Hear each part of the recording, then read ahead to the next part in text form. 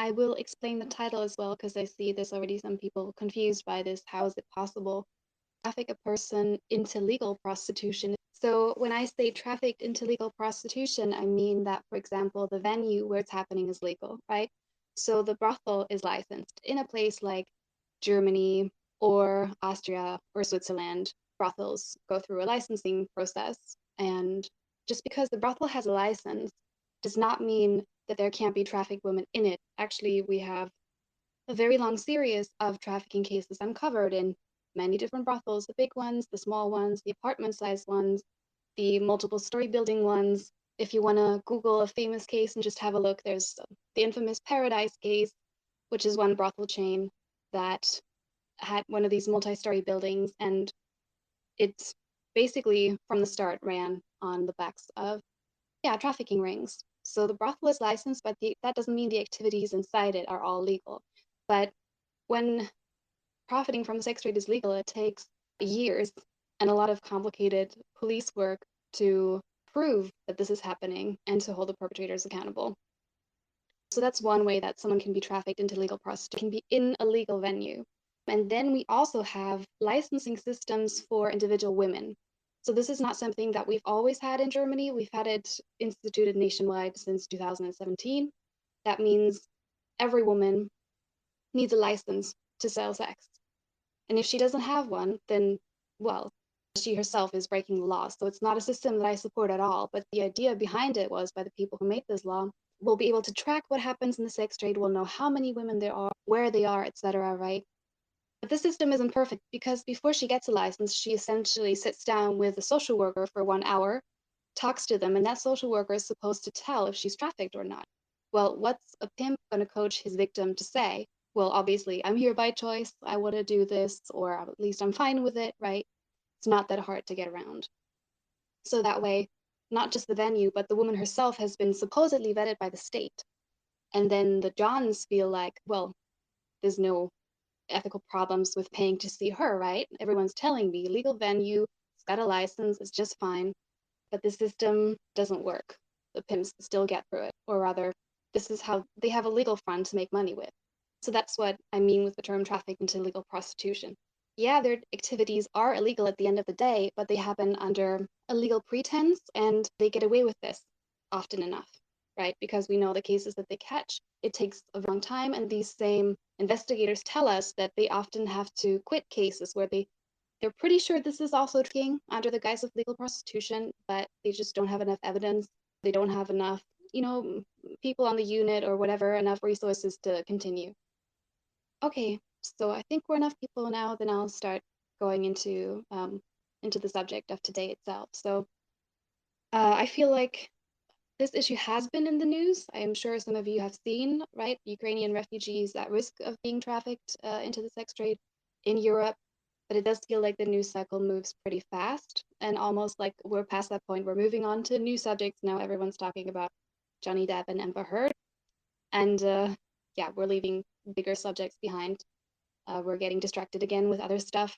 And I mean, I get it too. You can't follow these super depressing humanitarian crises basically permanently for months or years. It is really tough. I do get it, but this is one of the subjects that we need to stay on top of.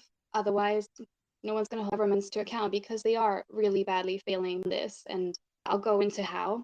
And only if enough people put pressure on them to, first of all, track the problem, keep an eye on the problem. Where are people from Ukraine going? Are things in the sex trade as some predict changing, yes or no? If we don't track them, then we can always pretend like there's no problem, which especially the German government likes to do in regards to the sex trade. Just not collect any data and then say, well, we don't have any data proving that there's a problem.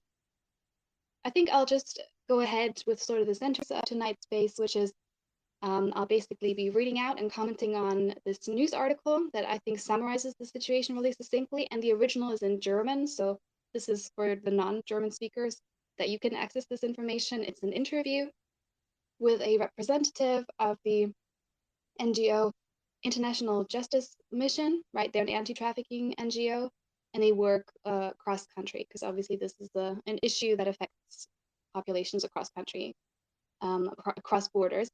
And And this is an interview that their representative gave to the German magazine Spiegel.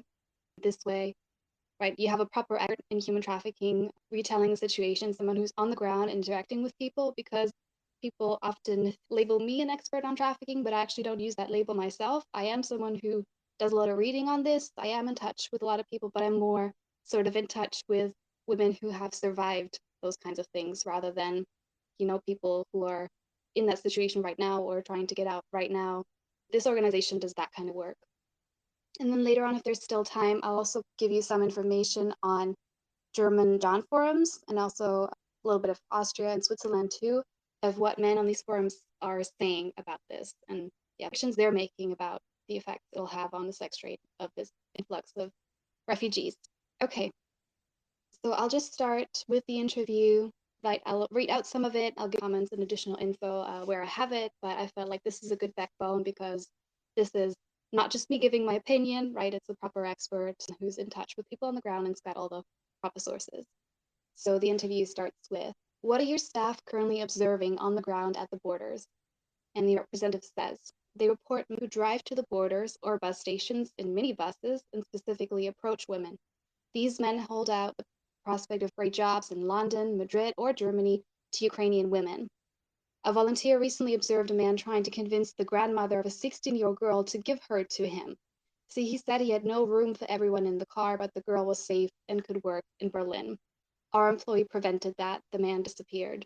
I think these are the kinds of cases that many of us have heard about, right? When the trafficker goes into the chaos, goes into the first support stations where people are being helped to just come over into neighboring countries from Ukraine or who have just arrived in Germany or Switzerland, etc.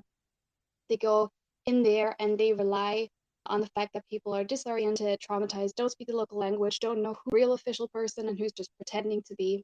And especially because in a lot of these countries, the arriving refugees aren't registered yet with any authority, or maybe they're just about to. And if they vanish in that moment, then there's no record that, they disappeared in Berlin or they disappeared on the border, on the Polish border or something. The interview continues, are these problems only at the borders or also at German train stations? And the answer is, in the beginning, the situation was chaotic even at the big train stations. In Berlin, for example, anyone could put up an orange, high visibility vest and hold a sign in the air saying, you can stay with me. There were no controls and abuse. It was open for abuse. There were men who specifically asked for young women. The refugees weren't even registered, so this is what I'm talking about. This is what the state should be doing. First thing, we'll make a registry so we can even track anyone who disappears and know their last location. And the interview continues, this is extremely dangerous. If you're not registered, you don't exist for the authorities. It's then much more difficult later, for example, for the police to help these people.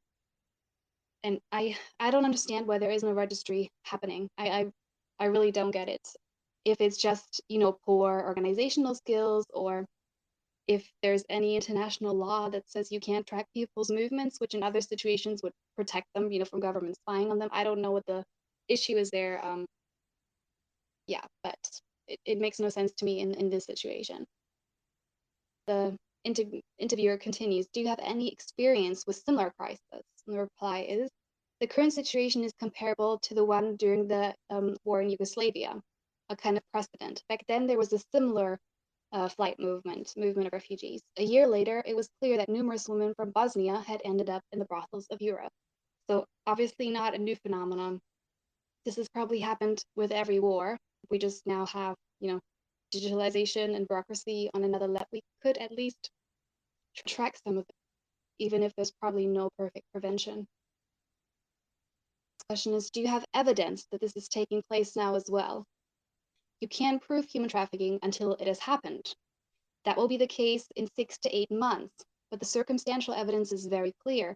The women and children arriving from Ukraine are exactly the vulnerable target group for traffickers.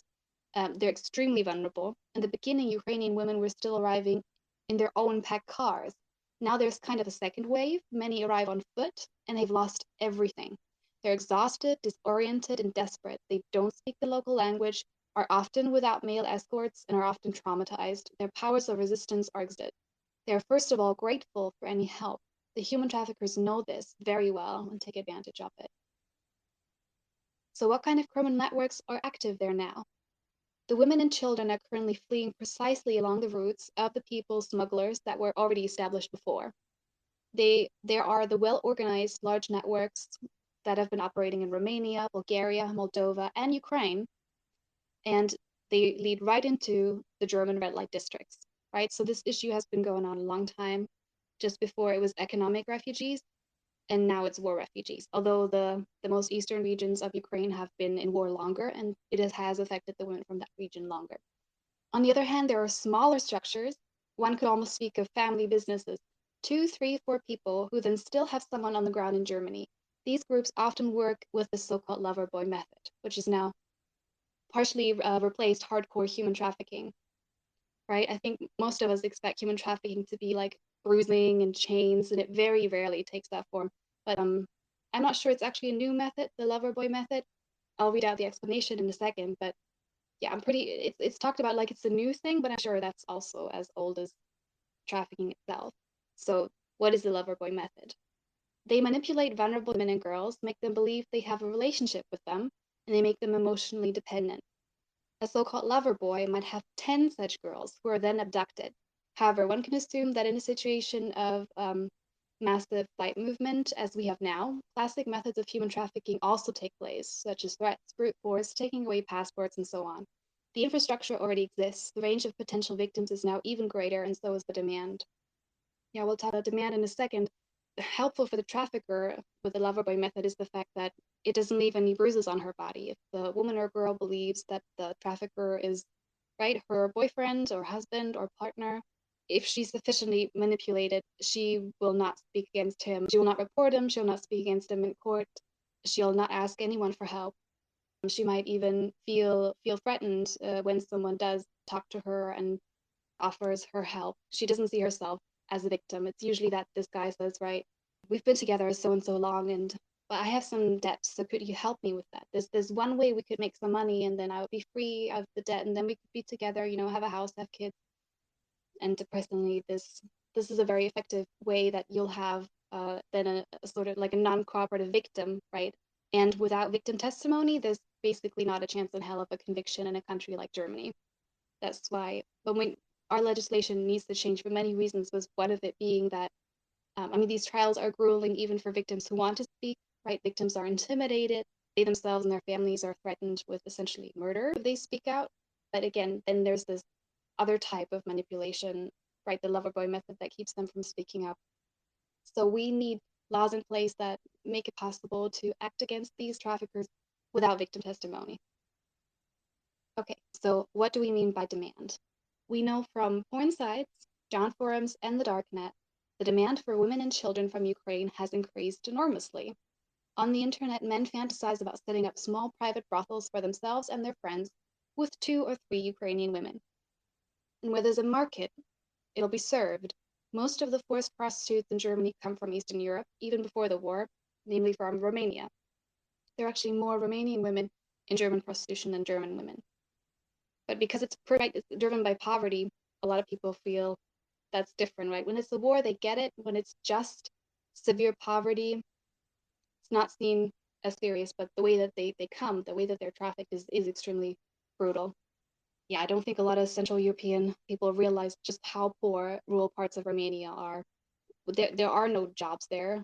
Some of these villages do not even have pipes and flowing water. So anyone who wants to understand why women from India come here even without the threat of a trafficker, with a gun, why they come here hoping for a better life, can just, have a look at some of these villages. Okay, but continuing from the interview. However, these women are not native Romanians. Many come from Ukraine and other former Soviet Union countries. In Moldova, they were issued passports, which was easy, and later they received Romanian passports, which an agreement between the two countries made possible. This is how they get into the brothels of the EU through smuggling networks, the current refugee movements running along the traditional route of this kind of trafficking. So with that Romanian passport, the woman would again, possibly she could get a license in Germany to sell sex. And then on paper, it's all legal, but she's still a trafficking victim, right? I try to explain that at the beginning. That's how that is possible, the counterintuitive fact that you can be a trafficked person in what's on paper legal. Who's at particular risk? Young women, of course, for one, but we're also seeing increased sexual exploitation of children online. There's this new method of abusing a child life at a distance that's exploded during the pandemic. We see now in the darknet that men are describing these fantasies of getting a Ukrainian woman with a child or children. And if she then goes to work, you can abuse the child. Pedophilic criminals will certainly take advantage of that situation now. In addition, we know there's a scene in Germany where minors are sexually exploited. For example, in this big park in Berlin, where they're mostly selling underage boys. And there too, they always need new supplies. The interview continues. In Germany, prostitution was liberalized in 2002. Does that help in a situation like this, or rather not? So that's the other thing that I want to talk about. How does the legislation help or hurt? I think I've already mentioned the fact that it's so hard to convict a trafficker because most activities of pimps, like just the very fact that you're allowed to earn money off a person in the trade, that's legal. Organizing a brothel is legal. And various ways of directing activities inside brothels are legal too. And the expert from the NGO, he says the intentions of the law were good. People thought, myself included, that if the women were just registered somewhere, they would have a certain level of protection. Unfortunately, the reality is different. Within this legality, criminal business models have been able to develop very well. Unfortunately, we observe this worldwide. It affects the whole area of modern slavery, not just the sex trade. This is something that people often point out to me, saying there is exploitation and trafficking into other industries, and that's completely true. There is a difference though. We do need, for example, builders, right? People need to live somewhere. We do need houses. We can certainly argue about some buildings that are not necessary. We don't have to build new stadiums in Qatar, right?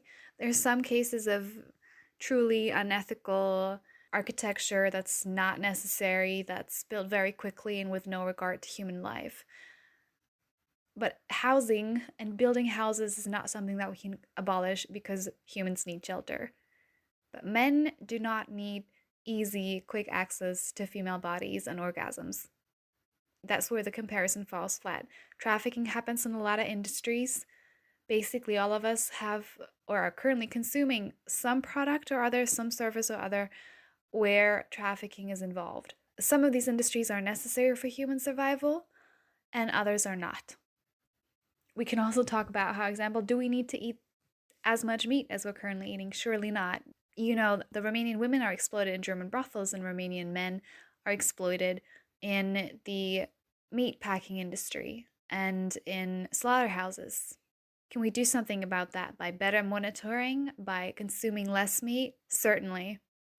It's not about saying other things don't need to be changed, but you can stop paying for sex right now and you'll be fine. But back to the subject of Ukraine.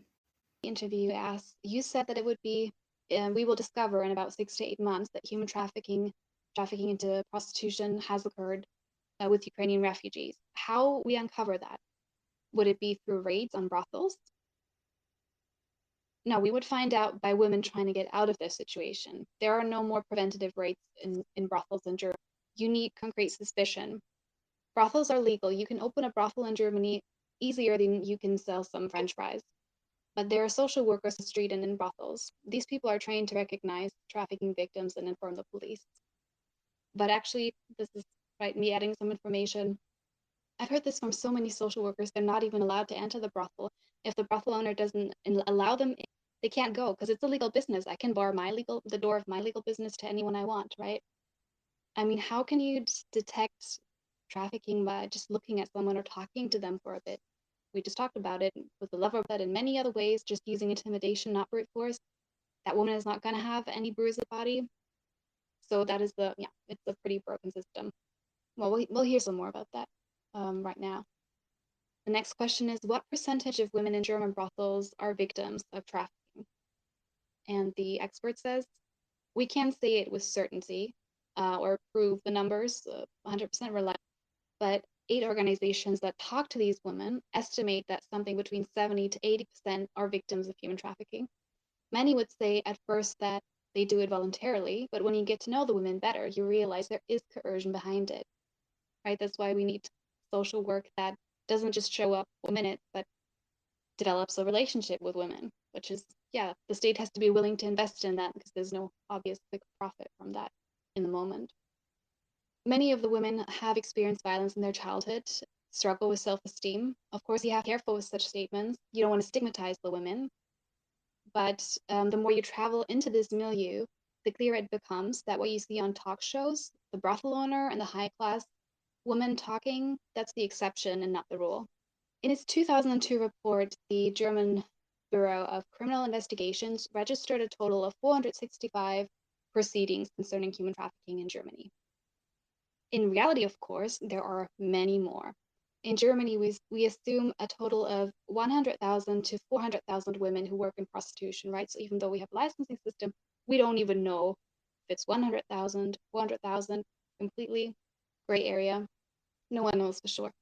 It's often not possible for these women to make an independent statement to the police. They're threatened. On the other hand, some of them earn money to support their families, and they don't want to lose that. In addition, women from non-EU countries are deported from Germany. That makes it impossible, for example, for Nigerian women to file a complaint. In other words, these women who are smuggled into the EU on refugee boats via the African route, it's via the old slave hub of Libya. The next question is, what can be done concretely at the borders now to protect refugees from Ukraine from such a situation? And the answer is, we are working intensively with the Bureau of Criminal Investigations and with Europol and police authorities who are very aware of this dangerous situation. Otherwise, we can only focus on prevention at the moment. We're raising awareness among helpers on the ground and distributing educational material. We also put in our flyers emergency numbers for refugees to receive, and we recommend that women register with authorities. By all means, they should have their photo taken, and they should write down license plates if anyone approaches them, and always let someone know if they're traveling with somebody. On the trains in Poland and Romania, there are announcements warning women. It is much more difficult to get someone into a coercive situation if he or she is educated and knows the dangers. Yeah, that was the interview, and I will give a little bit of additional commentary. Well, first of all, right, it's kind of depressing that there's not much we can do for women who are being trafficked right now because we don't have any good ways to identify them. The German system basically is, unless the woman screams for help, there isn't any help. And even then, like he said, it could just end up in her deportation. And also, what we're doing right now in the prevention is just talking to the people who could be trafficked, right? The at-risk group. I do understand that it's very difficult, but of course, what we really have to do is talk about the demand.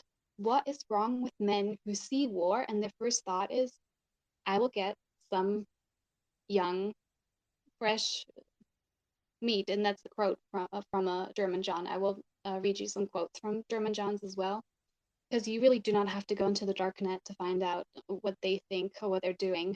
They're on completely legal websites talking about this. And of course, what should have happened a long time ago, what I hope we will do today is not raise our boys to vulnerable women and think, well, how can I sexually exploit her, right? And of course, it's a minority of men who think like that, but it's enough for it still to be a multi-billion-dollar business, depressingly. Okay, so what can I tell you about the men who make up the demand? So me and a bunch of other women, we monitor the John boards, that's what they're called, right? Where sex buyers talk to each other. And I can only recommend anyone look up in your country what these websites are like.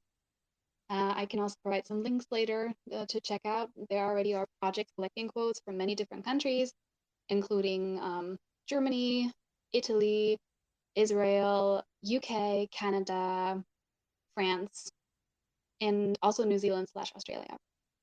And the same way that you might have a board where an online board where people talk to each other about their hobbies, their favorite movies. There are also places for men to talk about their favorite brothels. That's what these websites are, except what they review is not a product, but it's, a woman's body. What did she look like? How did she act and behave? Was she enthusiastic enough? Yeah, it's pretty awful, but it gives you a good insight into what happens right when the door closes in the brothel or the car. It takes apart this, I think, very abstract idea that a lot of people have of the sex trade, right? We have so many glamorous words for it, sex work, sexual service. But when you read the men's, it's a lot less abstract and a lot less pretty. All right, and these guys, they always monitor the changes in the world, the political changes as well, and they have a say about um, the Ukrainian women coming into Central European countries like Germany, Austria, and Switzerland. And here are some things that they had to say. Actually, I'm going to start with some quotes from before the war because, in the minds of German Johns, Ukrainian woman and prostitute has been synonymous for a long time. They've been exploiting women from Ukraine for a long time. So here's some quotes from before. One man is discussing way back in 2014 the potential joining of Ukraine to the EU that was being discussed at the time. And he says, if the borders are open for Ukrainian women, that wouldn't be the worst thing. I still have very good memories, especially of women from Ukraine when the Czech Republic was not yet in the Euro and Schengen agreement, which enables people to cross borders more easily.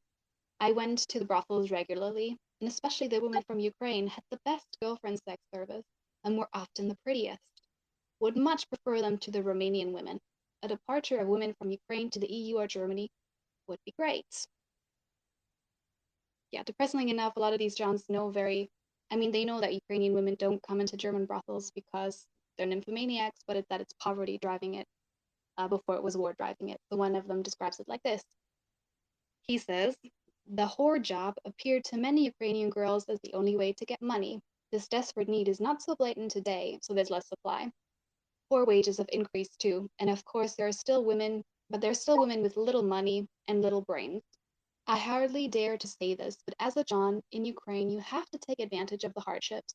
A woman urgently needs to pay the rent, the doctor for a child or her parents.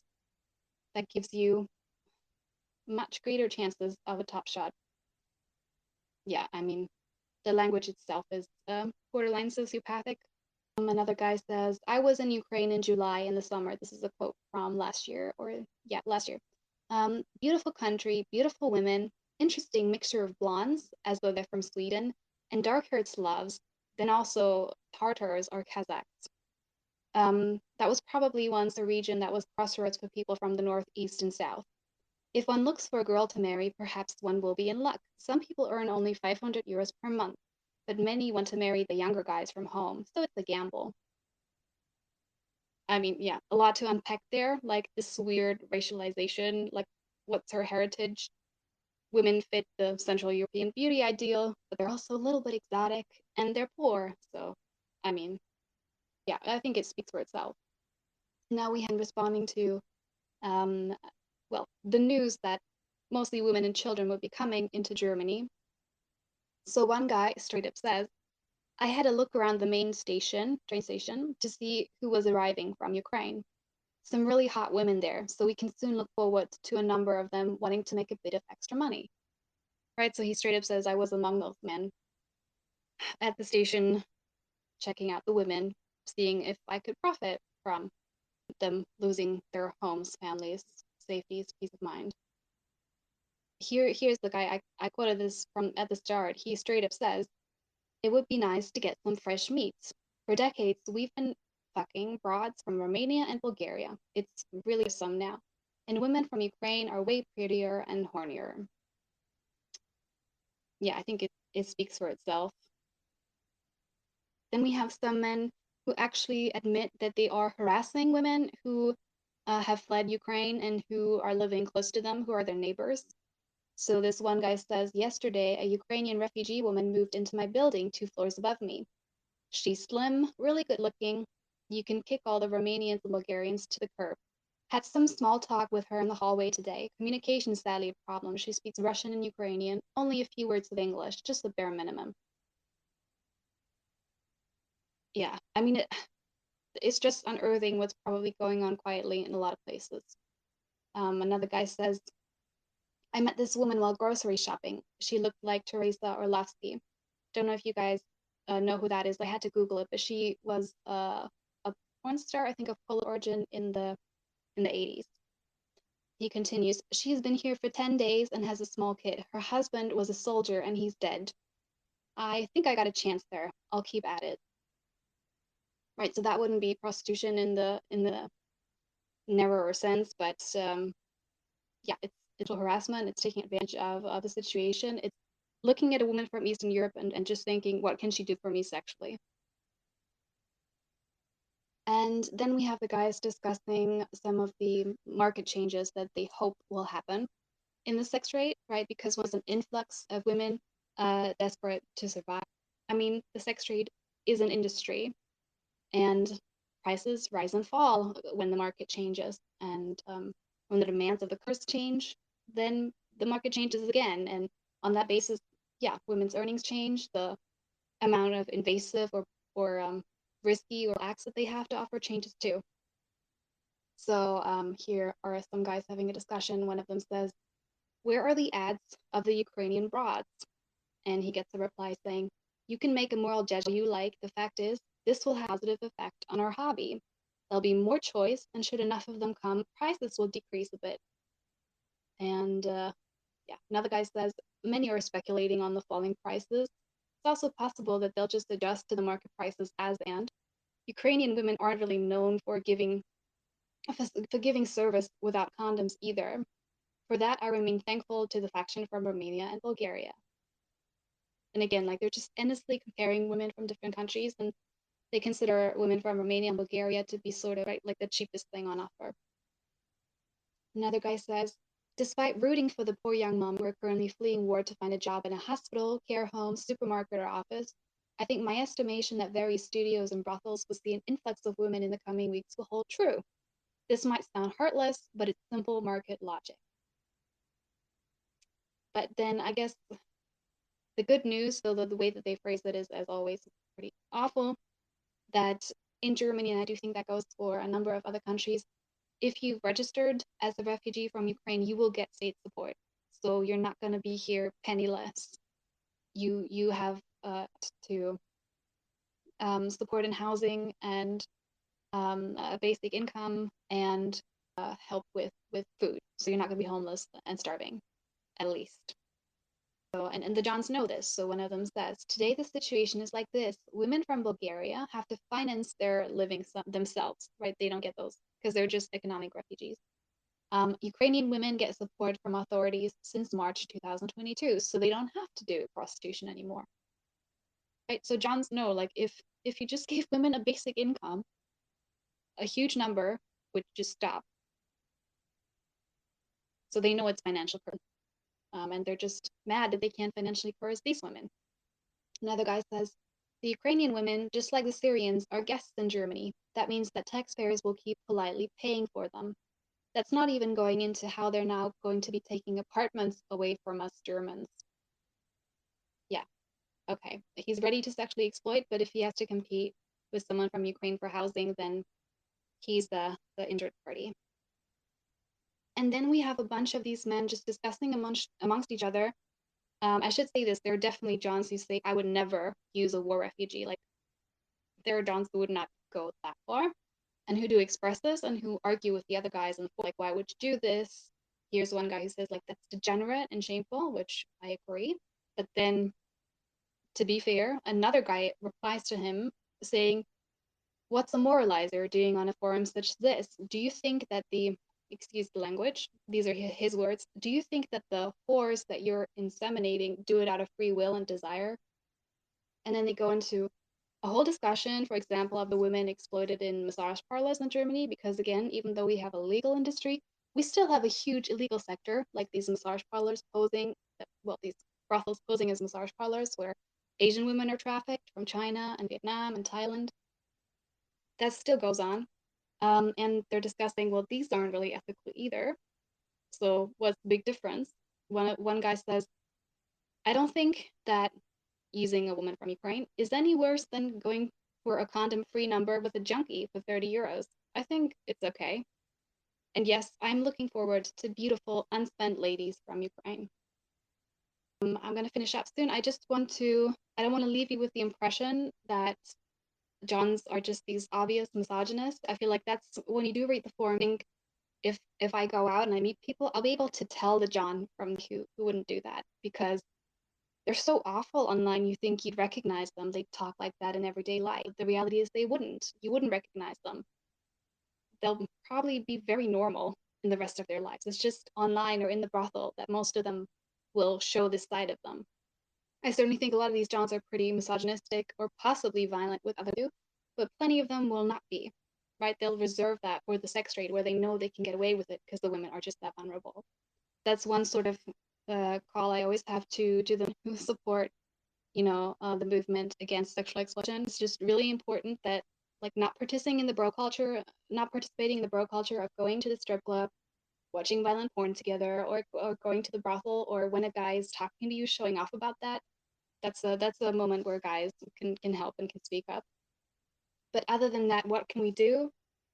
Sadly, like we heard, there's not that much we can do. We can support the people doing prevention. So I'll tweet later about organizations that you can give money to if you have some to spare, who are taking care of victims or who are taking part in the prevention efforts. The other thing is always writing to your legislators if you know there are Ukrainian refugees arriving in your area to ask. Well, first check, and then if you can't find anything, ask them like, are you doing anything to warn them? Are you registering them, etc.? Yeah, not let the don't let the news cycle move on and move away. And yeah, those people need to be held to account, especially in countries that have an exploded demand because we've raised young men to think that going to the brothel is fine and you don't have to care if she doesn't speak German or English, and you don't have to care how poor she is or how ill or how traumatized. Especially in those countries, we have an absolute obligation to, at the very least, not actively enable the sexual exploitation of war refugees. Oh yeah, I should mention one thing. I need to find the article again, but I remember an article like we shouldn't have any illusions. The countries with the Nordic model, which punishes the sex buyer but not the person selling, right? Punishes the and the John, but not the woman or man or trans person in the trade.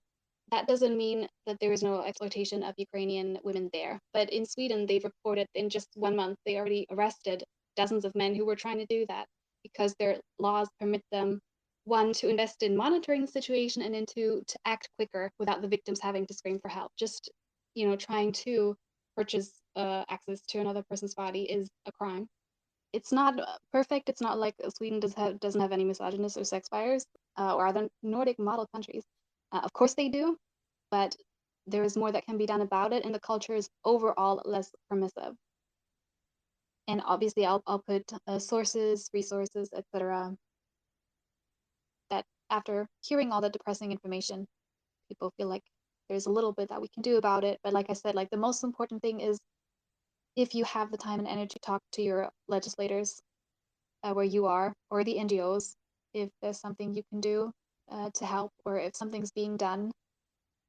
But yeah, I know that takes a lot of persistence and energy and figuring out how the local bureaucracy works, who even feels responsible and feels like it's their job to do this. Because I'm sure many of you are finding that a lot of and that's another that helps the traffickers to some degree, that some of the help, quite a lot of the help is not state run, but informal and volunteer based, which is great, right? Because people are generous. Some are opening up their private homes, but that can be exploited by anyone, depressingly, right? So some people's generosity is the avenue for someone else's cruelty, which is, yeah, really depressing. I'll say good night, and I might see some of you for future spaces. I'll definitely do one down the line about policy and comparing Germany and New Zealand, because I'm sure many of you have heard that even though things are pretty bad in Germany, things are totally different in New Zealand. And I spend a lot of time the last 2-3 years trying to figure out what are the similarities and differences. And yeah, I'll do my best to present them probably next space. Okay, then. Thanks everyone for listening. Have a good day or good night wherever you are. Yeah, and hope that this war ends, and yeah, that things start looking up again.